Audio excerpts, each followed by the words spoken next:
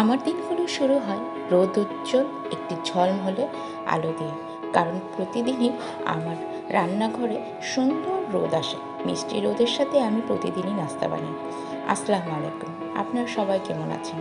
আশা করছি সবাই ভালো আছেন। আলহামদুলিল্লাহ, আমরাও ভালো আছি। সেদিন আমি ব্লগটি সকাল থেকেই শুরু করেছিলাম। সেদিনের নাস্তায় আমি ডিম দিয়ে ভাত ভেজেছিলাম।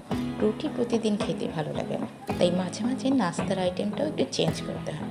এই তো আমি রান্নাবাড়া আবার শুরু করে দিয়েছি। সেদিন আমি লাউ রান্না করেছিলাম।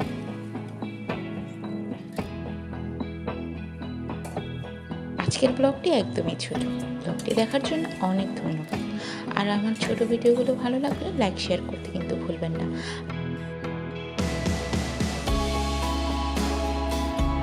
এই তো আমার রান্না হয়ে গেছে। আজকের মতো বিদায় নিয়ে নিই। আল্লাহ হাফেজ, সবাই ভালো থাকবেন।